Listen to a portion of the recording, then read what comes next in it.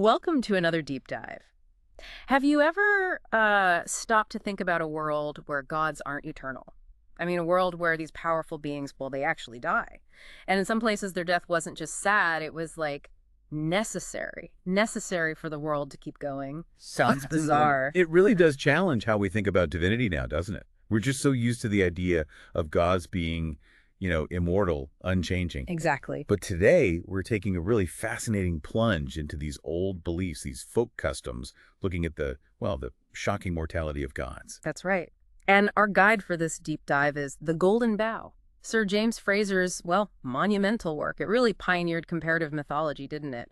Finding these surprising common threads in ancient beliefs, rituals all across the globe. A massive undertaking, yeah. So our mission today is to kind of unpack why these practices, which seem so strange to us, even existed, how they changed over time, and what they tell us about how early humans saw life, death, and that whole cycle of renewal. It's fundamental, really. Yeah. So you're about to get a real shortcut to understanding a truly surprising topic. It might just change how you think about power, gods, maybe even the seasons. Let's unpack this. Okay, so we're starting with this concept that feels maybe deeply alien to us now. The idea that gods themselves could die. Yeah, the source material, Frazer, explains that early people, they didn't really have our concept of eternity, of things lasting forever. Right. So it seemed perfectly natural to them to assume their gods were mortal, just like them, in that basic way. They could die. And it wasn't just like one isolated belief, was it? It seems pretty widespread. Oh, incredibly widespread. It's fascinating. Take the Greenlanders, for instance.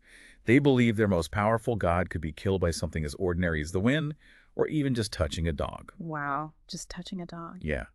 And when Christian missionaries came along and told them about their god, the Greenlanders were genuinely baffled. They asked, "He never died." And when they were told no, he didn't, they basically said, and this is a direct quote, "He must be a very great god indeed." That says so much, doesn't it? Really highlights their perspective. And it wasn't just them. Not at all. There's that story about Colonel Dodge asking a North American Indian about the Great Spirit who made the world. Right, and the response was something like, "Oh, him.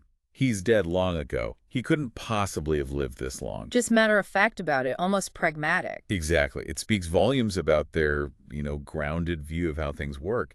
We also hear about a tribe in the Philippines who confidently told the Spanish conquerors that the Creator's grave was right there on Mount Cabunian. The Creator's grave. Pointed it out. And then you have the Hottentot god Heitzi-Ibib. He apparently died multiple times and kept coming back to life.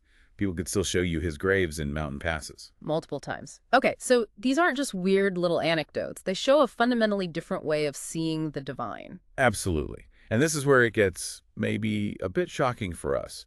This wasn't just limited to what we might call, primitive societies or smaller tribes. Right, because even the big names, the Greek gods we all know. Exactly. Even they supposedly had tombs that people could visit. Zeus, the king of the gods, apparently had a grave in Crete. I find that incredible. Zeus. But Dionysus at Delphi, his tomb supposedly had an inscription saying, "Clear as day. Here lies Dionysus dead, the son of Semele." Wow.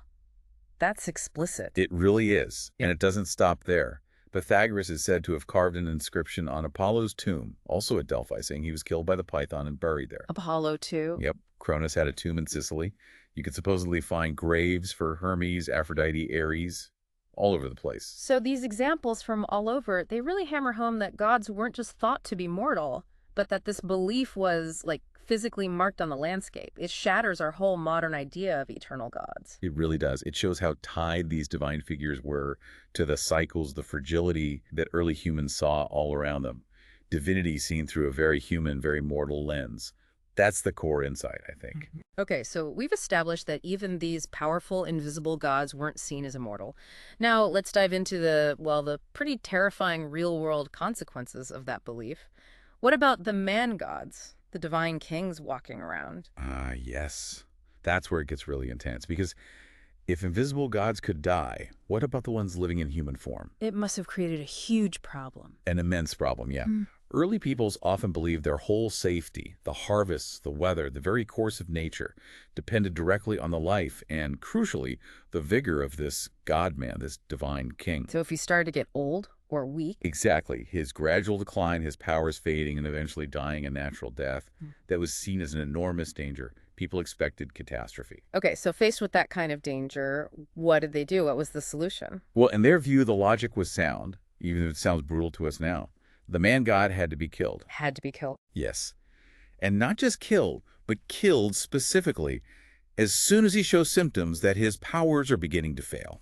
The whole point was to catch his soul, his divine essence, while it was still strong. Before it decayed? Precisely. Yeah. To transfer it to a vigorous successor before it got impaired by age or sickness. And they often preferred a violent death, not just letting nature take its course quickly. That's right. It sounds counterintuitive, but it was about the quality of the soul at the moment of transition. How so? Well, the thinking was, if he died naturally, peacefully, his soul might be lost, or at least weakened, exhausted, like a flickering candle going out. Okay. But killing him violently.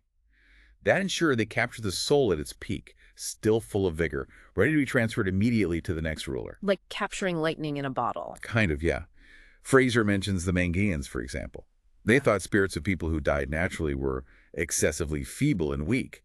But the spirits of those killed in battle, they were seen as strong and vigorous. So that preference for a strong passing wasn't just theory about kings. It affected everyone. It really did. You see this reflected in personal choices people made. Can you give an example of that, how it played out for ordinary folks? Sure. Look at Fiji. Self-immolation was apparently quite common. Why? Because they believed you entered the afterlife, Elysium, with exactly the faculties you had at the moment of death. So you wanted to go out strong. Exactly. Old men would voluntarily commit suicide to avoid getting decrepit, to avoid the contempt that came with weakness. Often, their own relatives would bury them alive. Buried alive by their own family. At their own request. Often. Same thing in Vate, the New Hebrides. The aged asked to be buried alive. It was seen as a disgrace to the family if an old chief wasn't dispatched this way. It just highlights this deep, deep fear of weakness, of decay, contaminating the soul's next stage. These beliefs led to some, well, truly astounding real-world practices involving divine kings. Can you walk us through some of the most striking cases from a golden bough? Absolutely. There's the Chitome, the High Pontiff in Congo. His people genuinely believed that if he died a natural death, the whole world would just end. Perish. Wow, talk about pressure. Right. So if he got sick, looked like he was nearing the end, his designated successor had the duty to go into his house and, well, strangle him or club him to death. A pretty high-stakes succession plan. Definitely. A heavy burden for everyone involved, you'd think. Were there any kings who, pushed back, tried to break this cycle? Yes, and those stories are fascinating. Take the Ethiopian kings of Meroe. They were worshipped as gods, sure, but the priest actually held the real power over life and death. How did that work? The priest would just send a messenger, saying an oracle had commanded the king to die, and for ages the kings just obeyed. Unbelievable. Until one king, Ergomenes, who'd had a Greek education apparently, he got the message and decided, nope. Instead of killing himself, he marched over with soldiers and killed the priests. A proper revolution. In ancient terms, absolutely. And we see similar logic elsewhere. In Unyoro, Central Africa, Frazer notes a custom, supposedly even continuing then, where if the king got seriously ill or just started showing signs of age, his own wives were obligated by tradition and prophecy to kill him. By his own wives. The pressure to stay physically perfect, or at least avoid natural decline, must have been immense for these rulers. It really was. Think about King Sadanda in the Kafir kingdoms of Sofala a couple of centuries back. The kings there were gods. They gave rain, sunshine. But any slight bodily blemish, even losing a tooth, was grounds for execution. A lost tooth. Yes. So when King Sadanda got leprosy, he actually poisoned himself to uphold the law. He believed rulers had to be physically perfect. That's commitment to tradition. But traditions change. Later, another king, Quetevas, lost a tooth, and he just refused to die. He basically said, I'm staying, and this law is canceled. So you see this tension between the ancient custom and, individual will. It's amazing how these customs evolved. And this idea of physical perfection for the ruler was so deep-seated, wasn't it? What other weird customs popped up around that? Oh, totally. Ethiopian kings were sometimes chosen specifically for their size, strength, looks. And in some places, it got really strange. If a king was somehow maimed, say lost an eye or a leg, his courtiers might actually have to suffer the same injury. Seriously. Or, maybe more symbolically, they just mimic everything. If the Sultan of Darfur coughed, everyone coughed. If the king of Uganda sneezed or caught a cold, the whole court pretended to sneeze or have a cold. Like a collective ritual to maintain the illusion of perfection. Exactly, to sort of ward off any sign of weakness. And then you get the really extreme end, the old Prussians. Their ruler, the Quedo, or God's mouth, when he felt himself getting weak, would build this huge funeral pyre himself. He built it himself. Yeah, then he'd give a big sermon, promise to talk to the gods for his people, and then just light the pyre with a sacred perpetual fire and burn himself to death. That's incredibly stark. A powerful reminder of the burden these rulers carried. But, okay, these customs didn't always stay so literal and deadly, right? The sources show they evolved towards fixed terms, even mockery. Right. Killing the king became, let's say, institutionalized in some places. Instead of waiting for him to get weak, they just kill him while he was still strong, but after a set period. Like term limits, but fatal. Pretty much, maybe 12 years. This was a way to guarantee that transfer of vigor without, the uncertainty of decline. In Kalakari, southern India, the king reigned for 12 years. Then, at this huge public festival. Oh, I read about this one. It's grim. It's incredibly grim. He'd publicly cut off his own nose, ears, lips, bits of his limbs with sharp knives until he basically passed out from blood loss, and then finally cut his own throat as a sacrifice. And the next king would be watching. Unbelievable. A horrifying public spectacle. But then there was that shift towards succession by combat. That sounds like another dramatic change. It really is. The Samarin, the king of Calicut on the Malabar coast, apparently had a similar custom, cut his own throat after 12 years. But later, maybe by the late 1600s, it changed. During this big festival, anyone who wanted to be king could try to fight their way through the Samarin's guards, supposedly tens of thousands of them reach his tent, and kill him.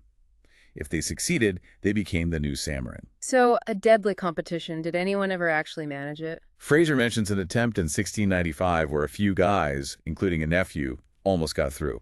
So it was still a very real, very dangerous path to the throne. Okay, and then we get another evolution, maybe even stranger, in Babylon, the Saxia Festival. This sounds almost like a dark joke at first. It does, doesn't it? For 5 days during this annual festival, they'd take a prisoner who was already condemned to death. Right. Dress him up in the king's actual robes, let him sit on the throne, issue commands, eat the king's food, party, and even sleep with the king's concubines. That's the bit that seems key, the concubines. Absolutely crucial. Frazer argues, in that kind of society, access to the royal harem was the ultimate signifier of kingship. Letting this condemned man do that meant he wasn't just playing dress-up. For those 5 days, he was the king, in a ritual sense. But then? Then, after the 5 days were up, they stripped him, whipped him, and crucified or impaled him. So it wasn't a joke at all? Not remotely. It was a deadly serious substitution. This temporary king, this prisoner, was dying as the king in place of the king. He embodied royalty completely, just for that short, fatal period. So this is a really important step, isn't it? It's a softening of the original rule. The real king doesn't die, but it's still deadly. The substitute is slain as a god, and his death and the king's survival ensures the world keeps running. Precisely. It's a remarkable evolution, showing how these deeply ingrained ritual needs could adapt over time, becoming symbolic, yet still retaining that core idea of necessary sacrifice. Okay, so from that practice, the temporary king dying for the real one, the customs softened even more, right? Sometimes the temporary king didn't die at all. Exactly. In some places, the killing part dropped away entirely, although maybe a mock execution, like a pretend beheading, might hang on as a sort of ritual memory. Can you give us some examples of these temporary kings who got to, well, live? Sure. In Cambodia, there was an annual thing where the real king would step down for 3 days in February. A temporary king called King February, or Stok Miak, took over. Was this just anyone? No. The role was apparently hereditary. This temporary king got to ride the royal elephant, wore some rough versions of royal clothes, and performed really important rituals, like trampling this big bamboo scaffold covered in rice sheaves, a mountain of rice. Why would he do that? People believed the rice he trampled would guarantee a good harvest if they took some home. So you see, he's taking on the king's supernatural jobs, especially the ones related to fertility and making sure things grow. Fascinating. And they weren't always easy gigs, even if they weren't fatal. I remember reading about King Hop in Siam. Oh yeah, Fiafalafip, or King Hop. He reigned for 3 days too. He had some perks, like confiscating goods from the market. But he also had serious duties. Like ritual plowing. Right, with a special gilded plow, no iron allowed. That was bad luck for the harvest, apparently. And then the really tough part, he had to stand on one foot for 3 hours. 3 hours? Why? To prove the dispositions of the devatas and spirits, basically to show things were stable. If he put his foot down, it was a terrible omen for the whole kingdom. And his family could even be enslaved. Wow. So even the symbolic roles carried immense pressure. This whole pattern of a temporary ruler, often with some kind of sacrificial undertone, keeps popping up. What's the core idea here? It seems to be about concentrating those vital supernatural functions of kingship, especially fertility, prosperity, controlling nature into one figure temporarily. This allows the real king to be shielded, maybe, while still ensuring the necessary rituals happen. And this idea of substitution is key. Absolutely. Initially, maybe the substitute was someone from the royal family, making it still a kind of royal sacrifice. But over time, as we saw in Babylon or Rhodes, they started using condemned criminals instead. Which connects back to even older, wider practices of sacrifice, doesn't it? It really does. Frazer draws a direct line to ancient Semitic practices, where in times of great danger, a king might sacrifice his own son for the good of the people. Like Cronus or the king of Moab in the Bible. Exactly, offering his eldest son as a burnt offering on the city wall. The Phoenicians, the Carthaginians, they did this too when things got desperate. They'd sacrifice their own children. That's horrifying. It is. And later they started substituting children they bought. But even then, in Carthage, during one crisis, they sacrificed 200 children from noble families, plus 300 more people volunteered. And this wasn't just a Semitic thing. No, Frazer gives examples from elsewhere, too. Florida Indians sacrificing their firstborn sons. Heathen Russians sacrificing their firstborn to their god Perun. It shows how widespread this idea of substitutionary sacrifice, especially involving children or royalty, really was. Chillin' stuff. Okay, so that brings us logically to killing the tree spirit. This sounds more like a folk custom, maybe more symbolic. How does it connect? It's a direct parallel, really. Remember, the divine king embodies the health and vitality needed for the world, for crops. Well, the king of the wood, or the tree spirit in these folk customs, is basically the same idea, just focused specifically on vegetation. The spirit that makes plants grow. Exactly. It was believed to have supernatural power over the crops. So, just like the man god, its violent death in these rituals was thought necessary to ensure its spirit, its life force, was transferred in unabated vigor to its successor, meaning the next season's growth. So the mock executions we see in European folk traditions Are almost certainly, Frazer argues, modern leftovers, symbolic versions of ancient rituals that involved real killings. echoes of a much more brutal past. Can you paint a picture for us? Give us some examples of these tree spirit killings. Sure. In Lower Bavaria, they have the Pfingstol ritual around Whitsuntide. A guy gets completely covered in leaves and flowers like a walking bush, wears a tall, pointy hat. Okay. The villagers douse him with water being crucial for growth, right? Yeah. Then he wades into a stream, and a boy runs up with a wooden sword and pretends to chop his head off. A clear mock execution. Very clear. And then you have the wild man customs in places like Saxony and Thuringen. Similar idea. Yeah. The young fellow dressed in leaves, moss, sometimes straw, hides in the woods. Hunt him. Exactly. They find him, lead him back as a captive, then shoot him with blank muskets. He falls down, plays dead. Then a doctor character comes along, maybe pretends to bleed him with animal blood, and somehow revives him. The revival seems important. Absolutely crucial. It completes the cycle. Death and rebirth acted out right there. Sometimes they'd even carry the dead wild man like hunted game back to the village pub. It's a very visceral performance, even symbolically. So these ceremonies, happening all over Europe in different forms, are basically reenacting the death and rebirth of the vegetation spirit to make the crops grow. That's the core idea, yes. The figure represents the tree spirit, the spirit of vegetation. The death promotes growth, gets rid of the old. The revival, whether by a mock doctor or just implied by the coming season, signals the continuation of life. And Frazer even notes how sometimes the figure tries to escape, linking back to that idea of the fugitive king of the wood needing to be strong and agile. Fascinating connection. Okay, this leads us nicely into burying the carnival and carrying out death. These sound related, mostly German and Slavonic customs. Very much related, yes. Kindred ceremonies often happen around Lent or springtime. Burying the carnival is usually around Shrove Tuesday or Ash Wednesday, marking the end of that festive period. How does that one typically look? Well, in Swabia, for example, they make a straw man. Call it the Shrovetide bear. Sometimes they put squirts filled with blood in its neck. It's formally condemned, maybe in a mock trial, then beheaded and buried in the churchyard on Ash Wednesday. A symbolic burial of what? The excesses of carnival? Probably.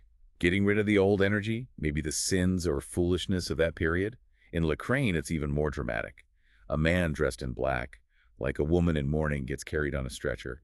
People lament over him, and they just dump him on a dung heap, drench him with water, and bury him under straw. Just getting rid of it. Exactly. Throwing it away, burying it. Symbolically purging something old or unwanted to make way for the new, more solemn season of Lent. And these rituals sometimes included a mock resurrection too, didn't they? It's always that cycle. Often, yes.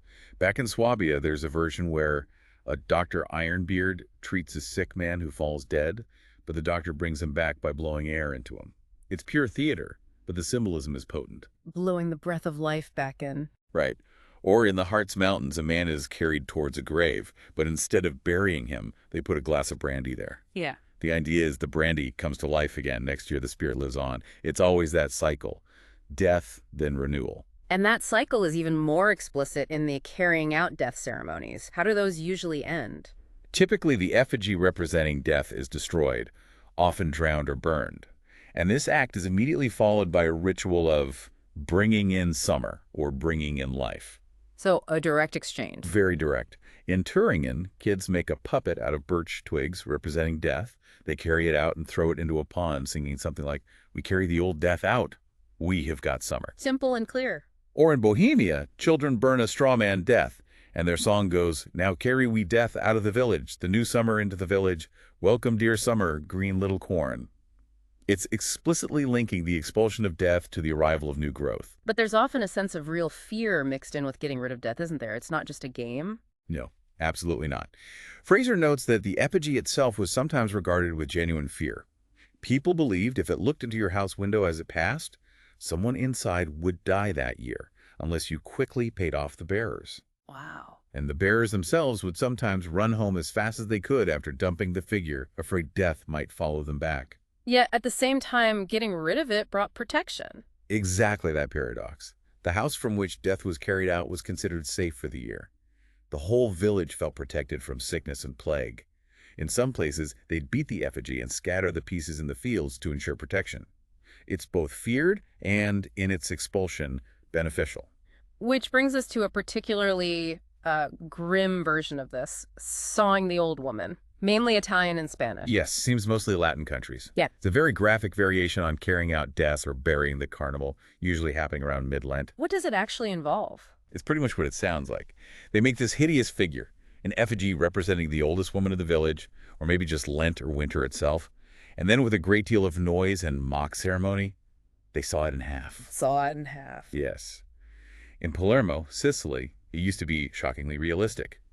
A figure drawn on a cart, mock executioners sawing at its neck, and they'd fit a bladder filled with red liquid there, so blood would gush out. That's intense. Very. In Florence, they'd stuff the figure with nuts and dried figs. When they sawed it in the middle, the goodies would spill out, and the crowd would scramble for them. So even in the grimness, there's a hint of bounty or renewal. Perhaps. The scattering of fruits might link to fertility. Even today, you might see traces like kids in Rome or Naples with little saws drawn on their clothes, or boys in Calabria shouting, "Saw the old woman," at actual old people around mid-Lent. It points back to this deep-rooted idea of needing to violently purge the old, the decrepit, to make way for the new. Okay, so we've seen all these rituals, killing kings, killing substitutes, killing tree spirits, burying carnival, carrying out death, sawing old women. It all seems to circle back to this central paradox. Death as a life giver. That's the core synthesis Frazer builds towards, yes. And in some ceremonies, that link, the revival part, is made really explicit, right? Absolutely. After they get rid of the death figure, bury it, burn it, drown it, often there's an immediate follow-up ritual bringing in summer or life. Like what? Well, in Bohemia, after death is buried, the girls go to the woods and cut down a young tree. They dress it up with ribbons, maybe put a doll dressed as a woman on top, call it Leto or summer, and carry it back to the village, singing something like, "We carried death out of the village, we are carrying summer into the village." A direct replacement. Exactly.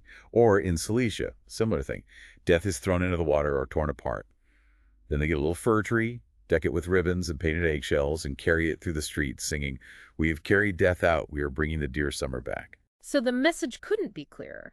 But it goes beyond just symbolism, right? The death figure itself was believed to have actual power. Yes, a vivifying, quickening influence. This is crucial. The evidence is in what people did with the remains of the death effigy. Like what? They'd take bits of it, straw, twigs, whatever it was made of, and put them in their fields to make the crops grow better. Or put pieces in the cattle manger so the cows would thrive. Or even in hens' nests to make them lay more eggs. So transferring its power directly. Precisely. Sometimes they'd even take the sticks they used to beat the death effigy and gently strike their cattle with them, believing it would make the animals fertile. It was all about harnessing that life force, concentrated in the figure that represented the dying, but also renewing season. So if the summer tree represents the revived spirit of vegetation, and it directly replaces the death effigy, Then death itself must also, in some fundamental way, embody that same tree spirit or vegetation spirit. It's just the spirit in its dormant or dead phase. Frazer suggests the abstract names like carnival, death, summer probably came later, yeah, replacing older, more concrete ideas like, the dying tree or the spirit of the dying crops. And this whole complex of ideas wasn't just stuck in Europe, was it? You mentioned global parallels, Russia and India. Right. Frazer argues convincingly that similar Russian folk ceremonies involving figures like Kostrobonko, Kostroma, Kupolo, Yarilo, usually performed in spring or midsummer, are essentially the same thing as burying the carnival or carrying out death. Who are these figures? They seem to be personifications of the seasons or vegetation spirits. Take Kostrobonko, a spring deity in Little Russia. At Easter, they'd have his funeral. A girl lies down pretending to be dead. A chorus sings mournfully, "Dead, dead is our Kostrobonko."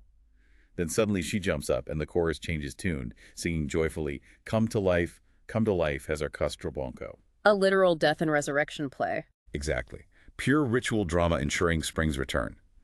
Or Yarilo, another figure, sometimes represented by a doll with prominent phallic features suggesting fertility. They'd put him in a coffin, women would lament dramatically, then they'd bury him, followed by games and dances. Again, death leading to celebration and renewal. And India. You mentioned a spring ceremony there. Yes, the Rali Kamela in the Kangra district. Young girls make little gardens of grass and flowers, build tripods, and create clay images of the gods Shiva and Parvati. They perform a marriage ceremony for these images. Like the King and Queen of May in Europe. Very similar. Shiva and Parvati here are clearly acting as vegetation spirits placed over the grass and flowers. But then later, the girls take the images, throw them into a deep pool, and weep loudly, like a funeral. Just like the European customs of drowning the effigy. Exactly. And often, boys would try to fish the images out, just to annoy the crying girls, which adds a slightly different dynamic. But the core elements are there. The symbolic marriage representing fertility, and the ritual death or drowning of the vegetation spirits, followed by mourning.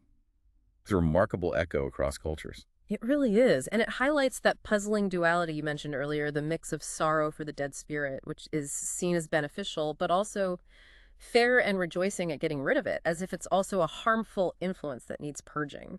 It's complex. Is it a funeral for a friend or good riddance to an enemy? Maybe it's both, depending on the aspect of the season or the spirit they're focusing on.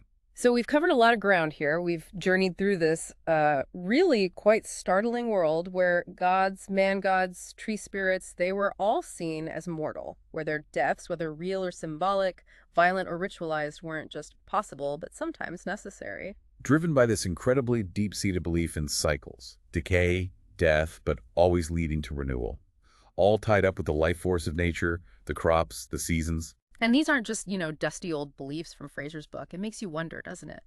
How might these ancient ways of thinking, this idea that death is needed for life to continue, how might that still echo, maybe unconsciously, in how we think today? Yeah, how we view leadership, maybe, Yeah. or our own mortality, or even just our seasonal holidays, our celebrations of spring or harvest.